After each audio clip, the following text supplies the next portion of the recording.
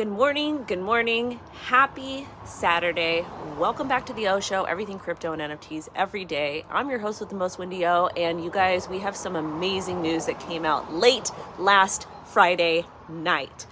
But before we talk about that, I just wanted to tell all of my beautiful, handsome, intelligent O Army audience, you guys are absolutely amazing, and I'm so excited to talk about this. So, Coinbase just got God tier support from VCs, law scholars, and blockchain organizations against the SEC. So we're going to go through and we're going to talk about this. It shouldn't take that long, but I'm going to give you my thoughts. And as always, I want you to continue to hear what I say, but listen to yourself. So continue to do your due diligence. Okay. So fact check me, double check on things. Okay. Because things change super fast, especially in crypto, but I'm just here to give you all the basics because that's what we do on this channel. And make sure to smash a like, get them likes up. Good morning to Max, to Jomi, get them up. We've got 72 concurrent viewers, only 8 likes. We need to get the likes up. All right, let's start here. So early this morning, Meta Lawman tweeted, SEC versus Coinbase, big update. 6 securities law scholars filed devastating amicus briefs in support of Coinbase. As most of you know, the SEC has unjustly gone after Coinbase. The SEC's argument is that Coinbase was selling unregistered securities, and I believe they named approximately 13 out of the 200 that Coinbase is currently listing. As you all know, in the Ripple versus SEC case, Judge Torres came out and said that programmatic sales done on the secondary market do not constitute as securities because there's no investment contract. An investment contract indicates that I told you to buy this project because you're going to make money and I sold it to you. Not that I would ever do that. Scroll up there. Not that I do those things or whatever, but this is more so like a crypto exchange, okay? And Coinbase never did that because what Coinbase did was they listed crypto assets and they allowed people to participate. So it didn't, the sale of XRP on Coinbase as a secondary market did not constitute as a security.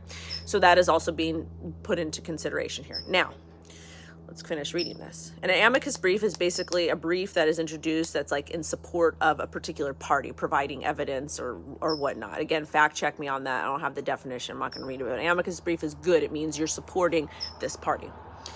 Law professors from Yale. So these are actual law professors. These are security law professors that teaches colleges. Again, you guys, I don't really care about colleges. I think most of college is a big scam. But in our current system, we look at people with degrees as being super fancy, okay? So that, with that being said, this is good. Law professors from Yale, University of Chicago, UCLA, Fordham, Boston University, Widener filed an amicus brief last night that absolutely shreds the SEC's investment contract theory. The amicus brief brilliantly traces the history of the meaning of investment contract before, during, and after passage of the Federal Securities Act in 1933. And again, this thread is by Meta Lawman. He was from Vanderbilt Law. He is a lawyer, just not our lawyer. Okay. So if you guys are not familiar with the Howey and the securities laws, those are basically created back in 1933 when all that crazy stuff was happening, when we had the Great Depression, all that type of stuff to protect retail investors. Okay. That's what these amicus briefs are for. Now, or excuse me, well, that's what these, the SEC's BS is for, okay? Which they didn't really do any protecting of anybody, but I digress. So here are the scholars' conclusions. By 1933, the state courts had converged around a standard for interpreting the term investment contract to mean a contractual arrangement that entitled investor to a contractual share of the seller's later income, profits, or assets, okay? That is not what XRP or what Ripple did, or that's not what Coinbase did. The crypto asset was placed on the secondary market and buyers were able to buy and sell based on their wants and needs, okay? And there was no contractual share that y'all were going to make money or profits or make income. So that's where it gets sticky. After Howey decision in 1946, again, a law that was created in 1946, before we had fax machines, all kinds of stuff, Howey, common thread for investment contract remains that an investor must be promised by virtue of his or her investment an ongoing contractual interest in the income, profits, or assets of the enterprise. That's not how crypto works. If you buy something on the secondary market, you're not promised anything. And when I talk about different crypto projects, I'm not promising y'all anything. I tell you guys to go ahead and do your due diligence, okay? We don't give investment advice. We don't promise investment contracts here. We're not selling anything. And that's important to note too, because I feel like the SEC is going to unjustly go after everybody and their mom, okay? Anyways, and they can even go after you for this too. Like, let's say you tell your friend, you say, hey buddy, I bought a bag of coin 1 and I'm going to make a lot of money, so you should buy it too. That maybe could be considered as a vested contract. I don't even know. But these are important things that we do need to discuss. So, very clear. All right. Every investment contract identified by the Supreme Court involves a contractual undertaking to grant a surviving stake in the enterprise. And this is why these cases, Coinbase and Kraken and Ripple, is so important. Because if the SEC gets their way, they can literally come after all of us and say, hey, you did an investment contract, which that's not the case. And you don't want to get in trouble for simply talking to your friend about something. We have 100 concurrent viewers, only 49 likes. Smash the likes, get it up. Bottom line, in my opinion, this Amicus Brief delivers the coup de grace to the SEC's argument that crypto tokens trading on the secondary markets are investment contracts. So basically, this is indicating that these statements from these law professors is indicating there's no way that selling any crypto assets on the secondary market are securities. And this is something that we want, something that we want to push. Also, hold on, there's another one.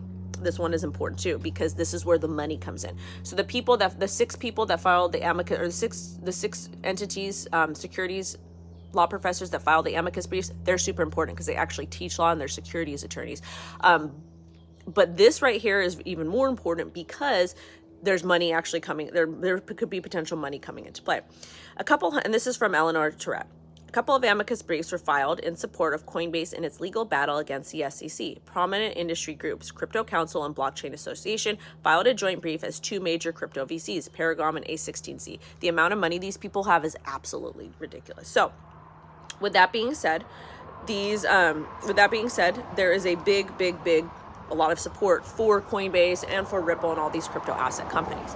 So, what's going to happen? Well, the SEC, I think, is going to get absolutely beaten down. Absolutely beaten down, because you can't have all of these outside sources that are experts in their field come in and just do ridiculous things. Like the SEC, what they're doing is they're litigating before they're creating laws.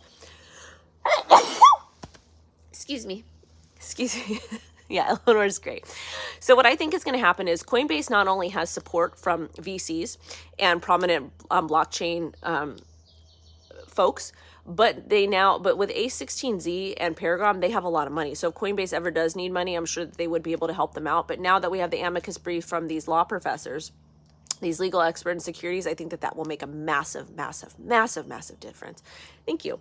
So fingers crossed everything goes well. We do know now that the SEC wants to appeal the case with George Torres, indicating that XRP is a security on the secondary market. So that is something to consider that we're waiting for. But at the same time, because we have all of the support from the VCs, the blockchain organizations, and now from these securities law professors, I think we're going to be okay. Mainly because, especially with XRP, because none of these crypto assets should be considered securities on the secondary market. Like they literally shouldn't, because it makes no sense, because there's no investment contract. And again, you guys, with an investment contract, it could be a scary thing, because if the SEC is able to win against Coinbase, then maybe just having verbal conversation with your friends and family member would constitute as an investment contract, because Coinbase did not say anywhere on their website, buy this and you're going to make money. There was no investment contract. So that is a key point of Howie. And again, I do really, really believe all crypto assets are either commodities or just crypto assets, and they need to be set under different regulatory standards. Anyways, this is great news for the industry. This is something we need to cheer about. We need to keep pushing forward. We need to share this. We need to like this. We need to get this information out.